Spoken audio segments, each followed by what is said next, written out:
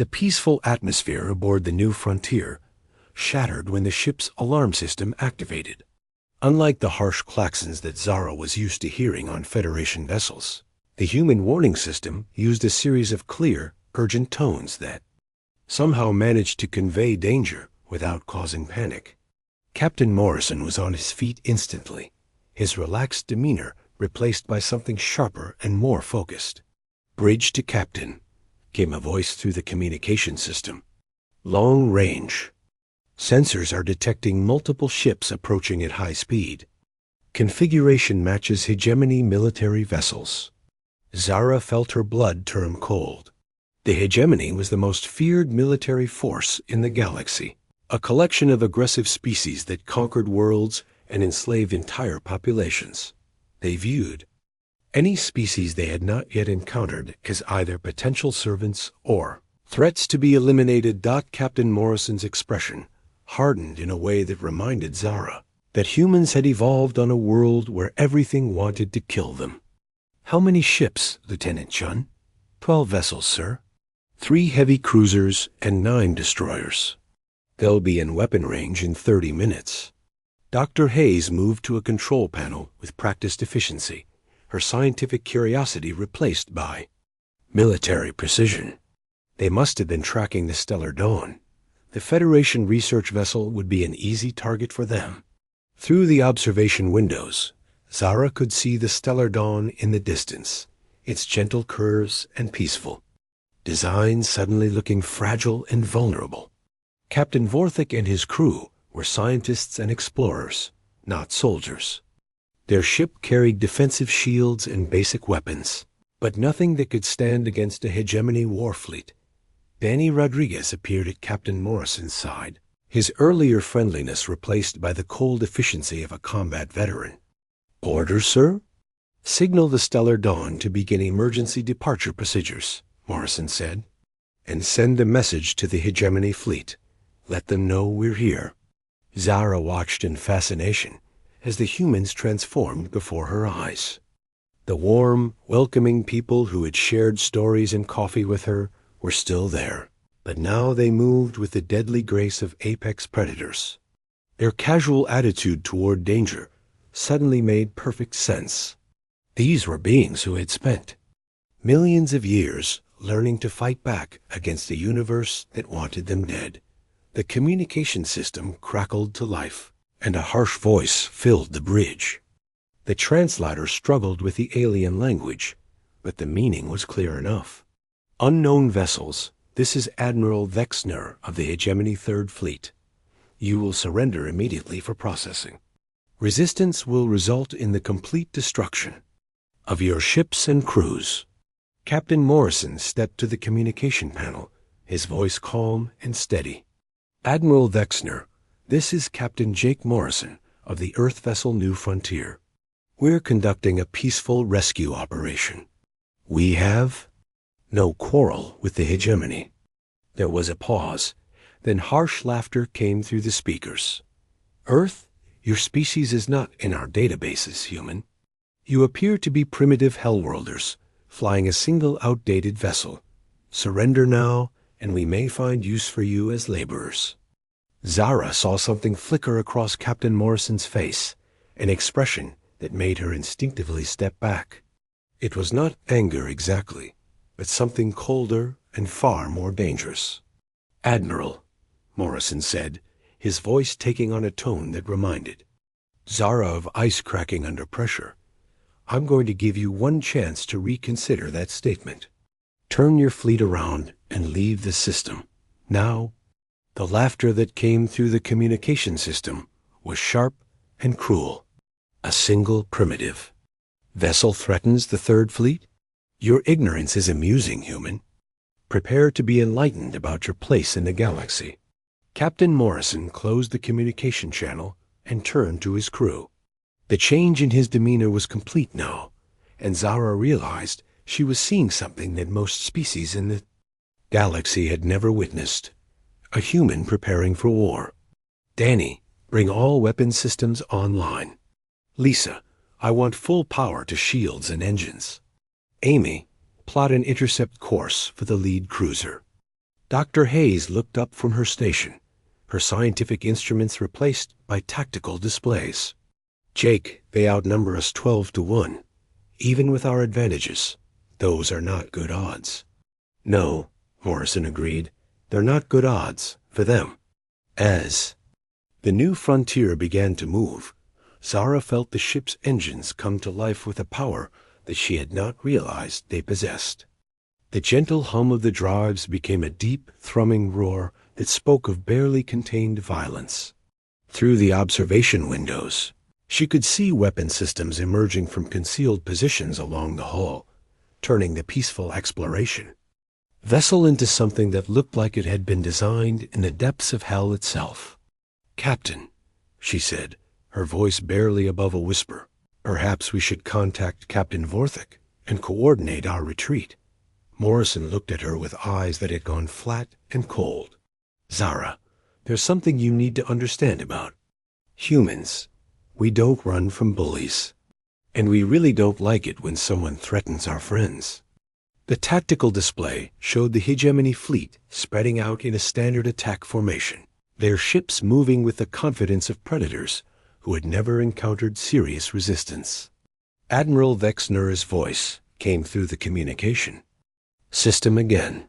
Human vessel, you have 10 seconds to lower your shields and prepare for boarding. After that, we will demonstrate why the hegemony rules this galaxy." Captain Morrison activated the ship's communication system, but this time he broadcast on all frequencies, ensuring that both fleets could hear him clearly. "Admiral Vexner, my name is Captain Jake Morrison, and I represent the human species. We've been exploring this galaxy for the past 50 years, mostly keeping to ourselves because we thought we might be too dangerous for peaceful contact with other civilizations. You're about to find out why we were concerned about that." The new frontier accelerated toward the hegemony fleet with a speed that defied everything Zara thought she knew about ship capabilities. The humans had not just built a vessel that could survive in hostile environments. They had created a weapon that moved like a living thing. "All crew, this is the captain." Morrison's voice echoed throughout the ship. "We are about to engage a superior force that threatens innocent people. Remember your training, trust your equipment, and show them why humans don't make good slaves." As the first enemy shots began to light up the darkness of space, Zara realized that she was about to witness something that would change the galaxy forever. The hegemony had made the mistake of threatening a species that had evolved in conditions so hostile that warfare was just another survival skill.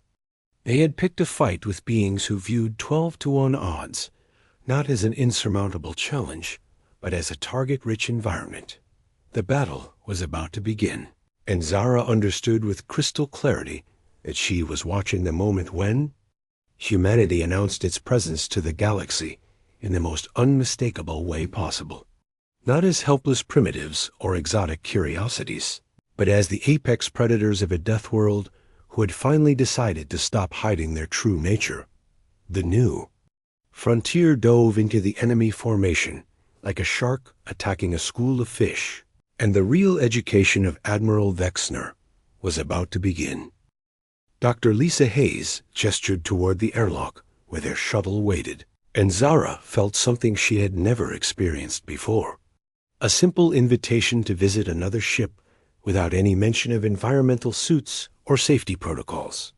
The human woman's smile was genuine, the kind of expression Zara had seen other species share with each other, but never direct toward her. "Would you like to see our ship?" Dr. Hayes asked. "I think you'd find it interesting. We don't get many visitors who can appreciate our environmental settings." Captain Vorthik stepped forward, his forearms moving in the gesture that indicated concern among his people. "Are you certain this is safe?" Zara's physiology requires special considerations. Captain Morrison looked puzzled. "Safe? She's probably more comfortable on our ship than yours. Earth's standard atmosphere and temperature should be well within her tolerance range." The casual way he said it made Zara's heart race.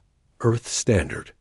These humans had their own standard conditions, and they assumed she could handle them easily. No special accommodations, no protective barriers, no careful environmental monitoring. 20 minutes later, Zara found herself aboard the New Frontier, and the experience was unlike anything in her life. The corridors were warm, almost hot by galactic standards, and the air carried scents that reminded her of home. Volcanic minerals, trace metals, the sharp, clean smell of processed atmosphere that could support active, energetic life. Danny Rodriguez walked beside her, pointing out features of the ship with the enthusiasm of someone proud of his work. The hull plating is a titanium steel composite that can handle direct plasma exposure, he explained. We learned the hard way that standard Federation materials just don't cut it in the kind of environments we explore. They passed a section where crew members were working on some kind of machinery, and Zara watched in amazement as they handled tools and materials with their bare hands. Components that would require hazmat protocols on any other ship were treated as routine equipment by these humans. Is that a radiation shielding unit? She asked, recognizing the energy signature despite the unfamiliar design. Good eye, Danny grinned. We had to rebuild it after our last survey mission. Found a planet with some interesting mineral deposits, but the radiation levels were pretty intense. Nothing we couldn't handle, but it fried half our electronics. The way he talked about lethal radiation exposure as a minor inconvenience made Zara realized just how different these humans were from every other species in the galaxy. They did not just survive in hostile conditions. They seemed to seek them out. Dr. Hayes led them to what she called the observation lounge, a wide space with massive windows that looked out at the stars. The room was filled with plants, dozens of species growing in containers and hanging from the ceiling.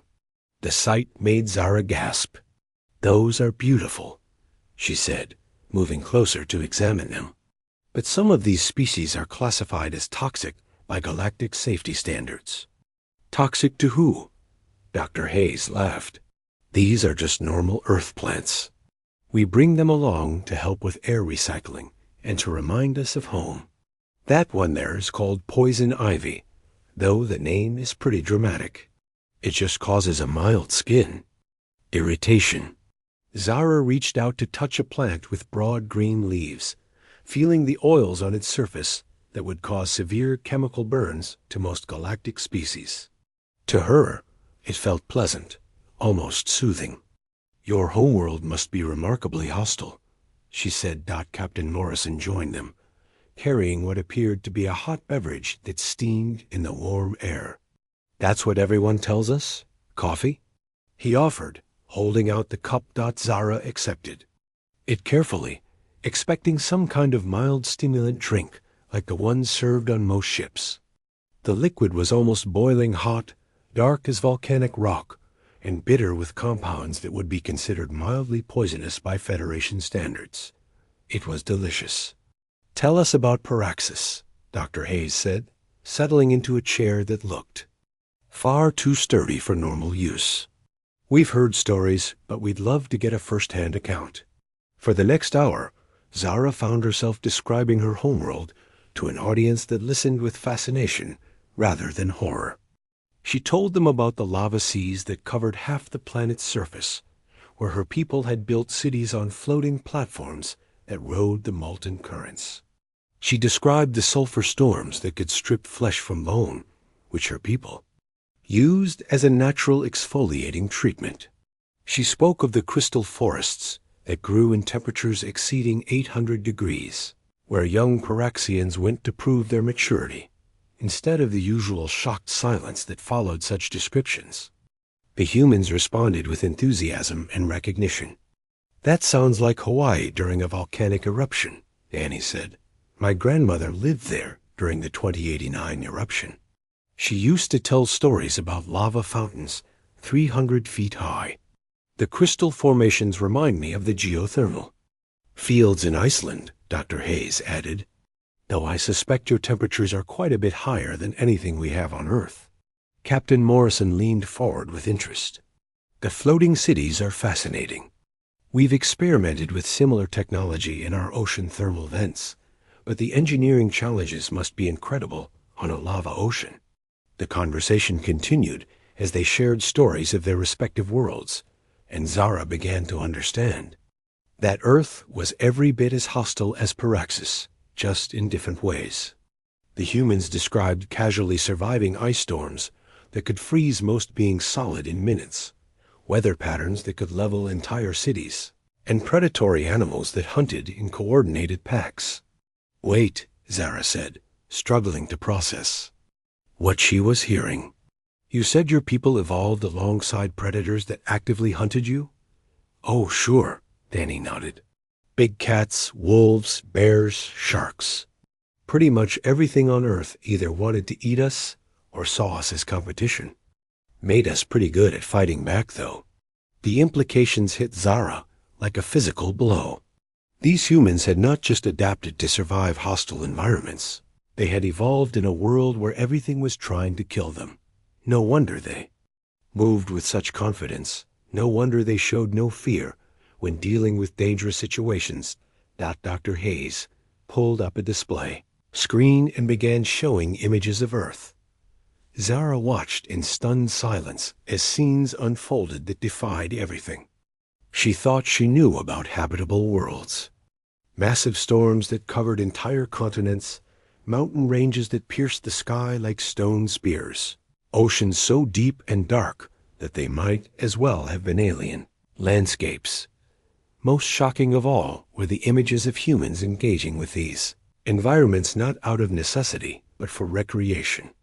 She watched people throw themselves off cliffs with nothing but fabric wings, dive into crushing ocean depths, and climb vertical rock faces using only their hands and primitive tools. "You do these things for fun?" she asked. Captain Morrison chuckled. "Life's too short to play it safe.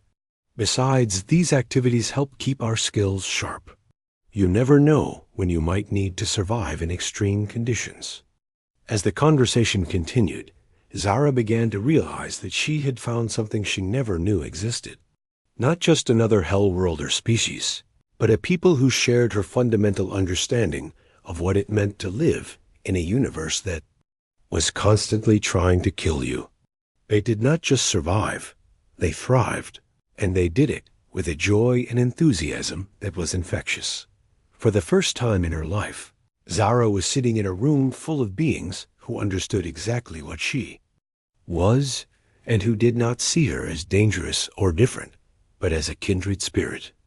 The loneliness that had been her constant companion for years began to fade, replaced by something she had almost forgotten how to feel. Hope, not just for herself, but for the possibility that the galaxy might be full of others like them, survivors, and explorers who called the impossible home and would not have it any other way.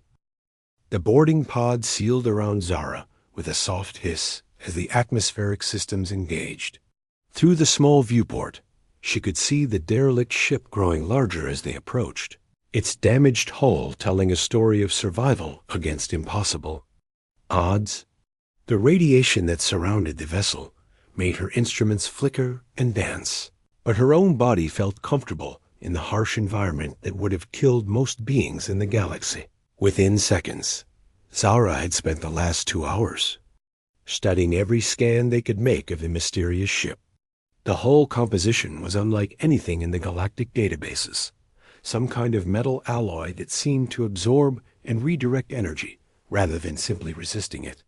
The ship's design spoke of a species that expected to encounter hostile conditions regularly, not as an emergency, but as a normal part of existence.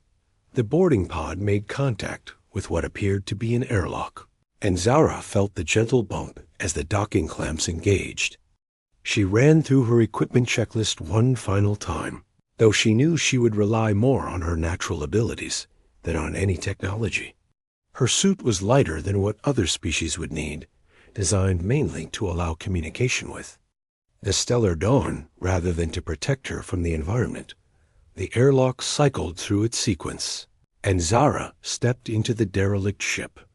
The first thing that struck her was the temperature.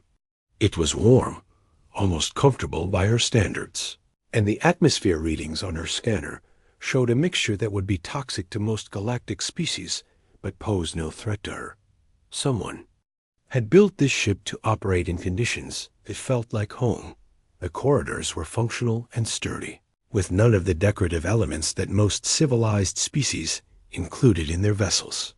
Everything served a purpose, from the thick walls that could withstand extreme pressure to the lighting systems that cast a harsh but efficient glow. As she moved deeper into the ship, Zara began to notice details that made her pulse quicken with excitement. The control panels were sized for beings roughly her height and build. The atmosphere was maintained at levels that suggested the ship's inhabitants breathed something similar to what she did. Even the gravity felt comfortable, heavier than the soft pull that most galactic species preferred, but perfect for someone adapted to a high-gravity world like Paraxis. She found what appeared to be a bridge, though it was unlike any command center she had ever seen. The stations were built for efficiency rather than comfort, with controls that looked like they could survive direct energy blasts. Everything was designed to keep working no matter what kind of hell the ship might encounter. Zara activated her communication system to report back to the Stellar Dawn. "I'm on the bridge now," she said. This ship was definitely built by a species adapted to extreme conditions. The environmental settings suggest they lived in conditions similar to my homeworld. Dr. Quarian's voice crackled through her earpiece. "Any signs of what happened to the crew?" "Not yet. The ship appears to have been abandoned, but everything looks deliberately shut down rather than damaged. It's like they left in a hurry, but took time to secure the vessel first." As she explored the bridge, Zara's attention was drawn to a panel that seemed different from the others. It was smaller, more carefully crafted, and when she touched it, it activated with a soft chime.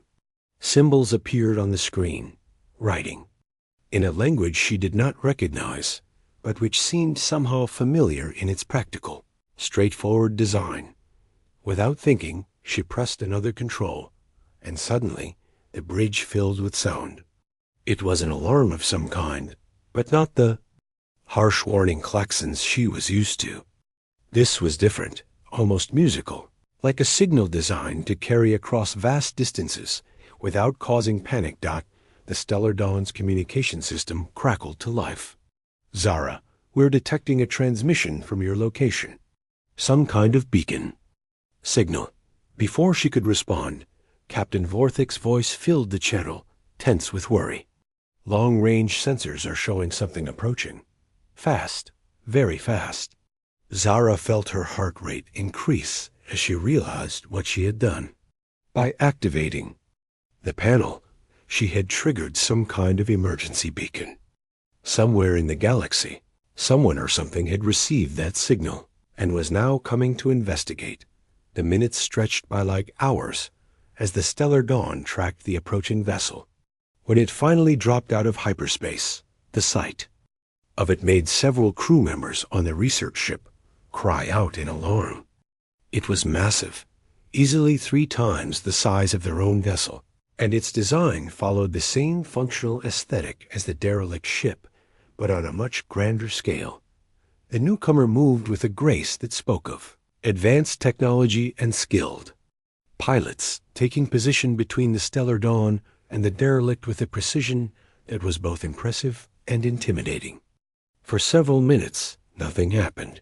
The ships hung in space like predators, sizing each other up.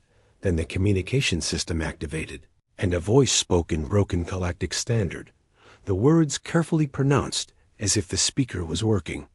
From a translation guide, "This is Captain Jake Morrison of the Earth vessel New Frontier. We are responding to distress signal from colony ship Aurora. Prepare to be boarded for inspection." The bridge of the Stellar Dawn erupted in nervous chatter. Captain Vorthik raised one of his 4 hands for silence, then activated the communication system. "This is Captain Vorthik of the research vessel Stellar Dawn. We discovered your ship and sent someone to investigate. We mean no harm. There was a pause, then the alien voice responded. Human aboard your ship detected. Temperature and atmospheric readings consistent with Hellworlder species. Preparing boarding party. Zara felt a chill that had nothing to do with temperature. These beings, these humans, had sensors sophisticated enough to detect her presence from their ship. More importantly, they had used the term Hellworlder without the careful diplomatic language that most species employed. Captain Vorthik looked around his bridge, meeting the eyes of his crew. It appears we are about to make first contact with a new species. Everyone remain calm and follow standard protocols. 20 minutes later, the airlock of the Stellar Dawn cycled open, and 3 beings stepped aboard. Zara, who had hurried back from the derelict ship, stood with the senior staff to meet them, and felt her breath catch in her throat. The humans were unlike anything she had expected. They were roughly her size and build, with skin that varied in color from pale pink to deep brown. They wore simple uniforms that looked functional rather than ceremonial, and most shocking of all, they carried no environmental protection equipment. The one in front, presumably Captain Morrison, was a weathered-looking male with gray hair and sharp eyes that seemed to take in everything at once. Beside him stood a female with dark skin and intelligent features who carried herself with the confidence of a scientist. The third was younger, male, with the alert posture of someone used to dangerous situations. "I'm Captain Morrison," the leader said, his voice clear and strong, without the artificial tones of a translation device. "This is Dr. Lisa Hayes, my science officer, and Lieutenant Danny Rodriguez. We appreciate you responding to our beacon." Captain Vorthik stepped forward, his diplomatic training taking over despite his obvious nervousness. "Welcome aboard the Stellar Dawn. I am Captain Vorthik. We apologize if we intruded on your vessel. We thought it was derelict." "It was," Morrison replied. "The Aurora was a colony ship that went missing 5 years ago. We've been searching for her ever since." His eyes moved across the assembled crew and stopped when they reached Zara. "You must be the one who activated the beacon." Zara felt the familiar tension that came with being the focus of attention, that something was different this time. The human's expression held no fear, no carefully hidden distaste, just curiosity and what might have been recognition. "I am Zara." "Kethful," she said. "I apologize for triggering your emergency system." Dr. Hayes stepped forward, studying Zara with obvious fascination. "Paraxian, right? We've heard stories about your people. Your homeworld makes our mining colonies look like vacation resorts." The casual way she said it, without protective equipment or environmental barriers, without the careful distance that other species maintained, made Zara realize that something fundamental had just changed in her understanding of the galaxy. These humans, these beings from a world called Earth, treated her not as a dangerous anomaly, but as an equal. For the first time in her life, Zara was not alone. Zara Kethful pressed her scaled hands against the cool metal of the observation window and watched the stars drift by in the endless dark of space. The research vessel Stellar Dawn moved through the void like a small light in an ocean of black, carrying its crew of scientists and explorers toward their next discovery. Around her, the ship hummed with the quiet sounds of life support systems and distant conversations. But Zara felt the familiar weight of isolation settling on her shoulders like an old cloak. She stood alone in the observation lounge because that was how it always was. The other crew members gave her space, not out of rudeness, but out of necessity. Her body temperature ran hot enough to cause burns through casual contact. The air she breathed out carried trace amounts of sulfur compounds. That made most species sick. Even now, the environmental systems worked overtime to filter the atmosphere around her, keeping the rest of the crew safe from what she simply was, Zara belonged to the Paraxian race, born on a world that most galactic civilizations marked as uninhabitable on their star charts. Paraxis was a planet of constant volcanic activity, where the air itself could kill most life forms, and the ground temperature rarely dropped below what other species considered lethal. Her people had evolved there over millions of years, developing thick scales that could shed heat, lungs that processed toxic gases, and blood that carried specialized proteins to survive in conditions that would destroy most organic matter in minutes. The label followed her everywhere she went in the galaxy. Hellworlder. It was not meant as an insult. Exactly, but it marked her as different, dangerous, something to be careful around. The Centaurians, with their soft blue skin and gentle nature, wore full environmental suits when they had to work near her. The aquatic Neptoids avoided her entirely, their water-based biology too fragile to risk exposure to her natural emissions.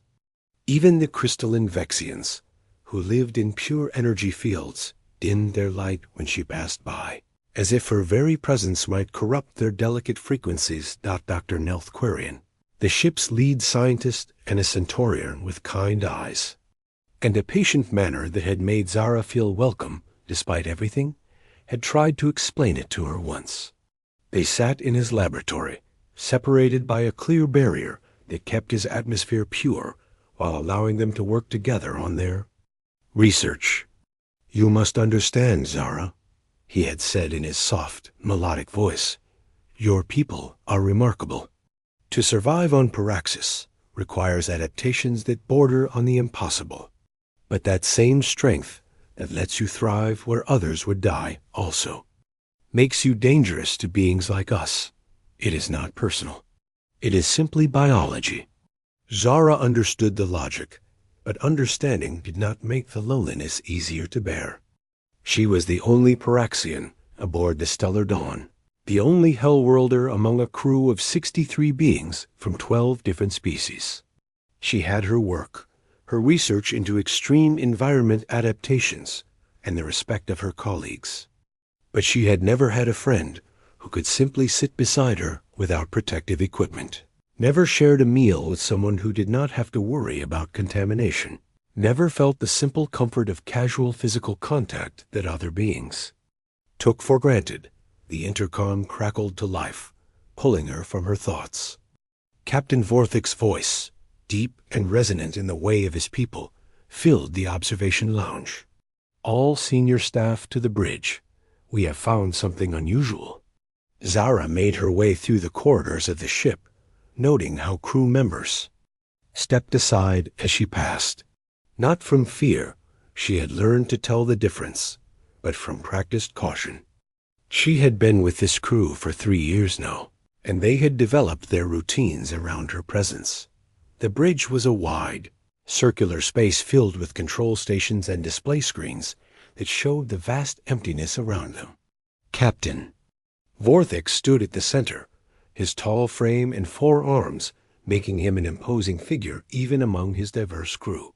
He was Altarian, a species known for their calm nature and excellent judgment, which made him perfect for commanding a ship full of researchers from different worlds.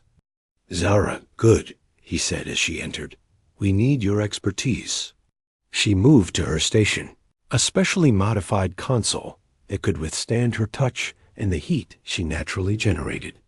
Around her, the other senior staff took their positions. Dr. Quarian at the science station, Navigator Raish at the helm, Communications Officer Life monitoring the long-range sensors. "What have we found?" Zara asked. Captain Vorthik gestured to the main screen, where an image appeared that made several crew members gasp. It was a ship, but unlike anything in the galactic databases. The hull was scarred and blackened, marked by what looked like exposure to extreme radiation and heat. Parts of it seemed to have been melted and reformed, as if it had survived passage through a star's corona. "We detected it an hour ago," Dr. Quarian reported. "It's drifting near the edge of the Calor system, close to where their star went supernova 200 years ago." The radiation levels around it should have destroyed any known hull material, but it's still intact. Zara studied the readings on her screen, her mind racing through possibilities. The ship was roughly the same size as the Stellar Dawn, but its design was completely foreign, where their ship had smooth curves and organic lines that reflected the aesthetic preferences of the Galactic Federation. This vessel looked functional and harsh, built for survival rather than beauty. "Any life signs?" she asked. "None that we can detect," Navigator Rish replied, his tentacles dancing over his controls as he refined the sensor sweep. "But the hull is interfering with our scans. We cannot get clear readings of the interior." "Captain." Vorthik turned to face the assembled crew. "The question is whether we should investigate. The radiation levels around that ship are still lethal to most of our species. Even with full environmental protection, it would be dangerous. Not for—" Zara said quietly. The bridge fell silent. She could feel the weight of their attention, the mixture of respect and unease that always accompanied discussions of her unique capabilities. "The radiation levels that would kill you in minutes are well within my normal tolerance range," she continued. "If someone is going to board that ship and investigate, it should be me." Dr. Quarian leaned forward, his soft features creased with concern. "Zara, even you have limits. We do not know what other hazards might be aboard that vessel." "That's exactly why we need to investigate," she replied. "This ship survived in an environment that should have destroyed it completely. Whatever built it, whatever species could live in those conditions, they might be like me. They might be Hellworlders." The possibility hung in the air like a challenge to everything they thought they knew about life in the galaxy. Zara had always believed she was alone, that her people were the only ones who could survive in truly hostile environments. But here was evidence that something else, some other species, had not only survived, but thrived in conditions that made even Paraxis look mild. Captain Vorthik was quiet for a long moment, weighing the risks against the potential for discovery. Finally, he nodded. "Prepare a boarding pod," he ordered. "Full environmental protection for the approach and constant communication with the ship. At the first sign of danger, you return immediately." As the crew began preparations for her mission, Zara felt something she had not experienced in years. Not just curiosity, though that was certainly part of it, but hope. Hope that she might not be as alone in the universe as she had always believed. Hope that somewhere among the stars there were others who understood what it meant to call the impossible home. The derelict ship waited in the darkness, its scarred hull holding secrets that might change everything Zara thought she knew about her place in the galaxy. The battle began with hegemony ships unleashing weapons that could crack planets, but the ancient Zephyrian defenses held firm against the assault. Deep beneath the surface, Kethver connected his consciousness to systems that had waited 6,000 years for this moment, while the human team worked frantically to understand technology beyond their current knowledge. "The planetary defenses are holding," Jake reported as he monitored the energy patterns flowing through the complex. "But they are using power at an incredible rate. These systems were not designed to fight off an entire fleet indefinitely." Kethver's mental voice carried urgent purpose as he interfaced with the ancient archive systems. "I can access the stored memories of dozens of extinct civilizations, but I need time to organize them into something that can be broadcast across the galaxy. The knowledge is here, but it must be properly formatted for transmission." Amy Rodriguez realized what needed to happen. "We cannot just defend ourselves. We need to go on the offensive. If we can show the galaxy what the hegemony really did, what they stole from free civilizations, we might inspire others to resist." Lisa Moore studied the tactical situation with a soldier's eye for strategy. "Jake, can you link our ship's communication systems to the planetary archive? If we are going to broadcast a message across half the galaxy, We need every bit of transmission power we can get. The plan that emerged was desperate but brilliant. Instead of trying to fight the hegemony fleet with weapons, they would attack the foundation of hegemony power itself. For 6,000 years, the Galactic Empire had maintained control by suppressing emotions, creativity, and individual thought. But what if billions of beings across the galaxy suddenly remembered what freedom felt like? Jake worked with Zephyrian technology to create a transmission array that could reach hundreds of star systems simultaneously. I can boost our signal using the planetary core as an amplifier, but we will only get one chance. The power requirements will probably burn out most of the systems. Kethver began the delicate process of organizing memories from extinct civilizations into a coherent narrative. The stored experiences included everything the hegemony had tried to destroy: art, music, literature, philosophy, and most importantly, the simple joy of being allowed to feel complex emotions without fear. I am including human experiences as, well, Kethver told Amy as he worked. Your species represents something the galaxy has not seen in millennia, beings who grew up free to develop emotional complexity without outside interference. You are living proof that the hegemony model is not the only way civilizations can develop. Pete Johnson was monitoring the external battle while the others worked. The hegemony fleet is getting frustrated. They are sending down landing forces to try to breach the complex directly. Lisa grabbed her weapon and checked her equipment. Then we need to buy Kethver more time. Pete, can you set up defensive positions at the main entrances? The fighting that followed was unlike anything in human military experience. Hegemony soldiers moved with mechanical precision, but showed no creativity or adaptability in their tactics. They had been conditioned for 6,000 years to follow orders without question, and they could not adjust when their standard assault patterns failed against human improvisation. Amy stayed with Kethver as he worked to prepare the galaxy-wide broadcast. Through their mental connection, she could feel the enormous weight of preserved memories from dozens of extinct species. The grief and beauty contained in those experiences was almost overwhelming. How do you carry all of this without going insane? She asked. For 6,000 years, I thought it was a curse, Kethver replied. But now I understand it was a gift.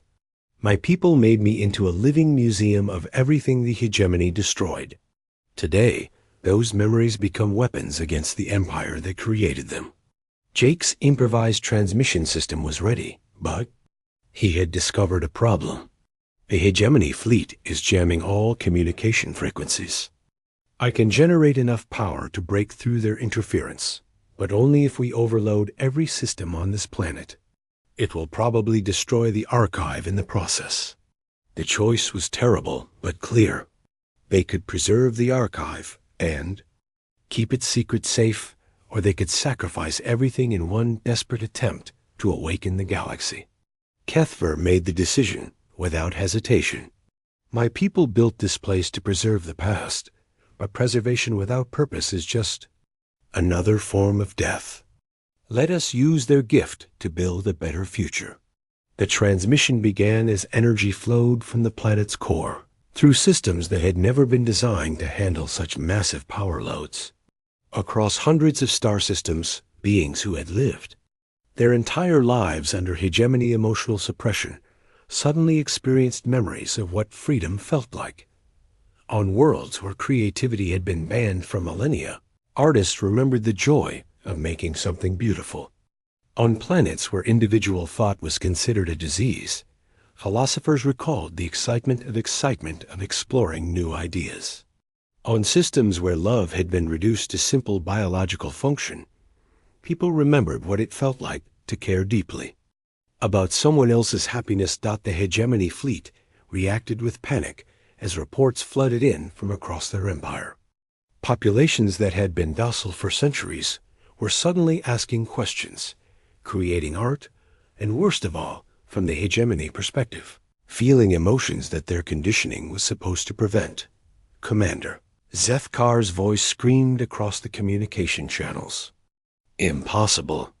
The conditioning protocols have been in place for 6,000 years. How are the subject populations breaking through their mental barriers?" Amy realized what was happening as she monitored the transmission's effects.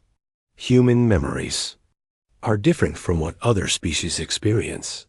We feel everything so intensely that even second-hand exposure to our emotions is enough to break through hegemony conditioning.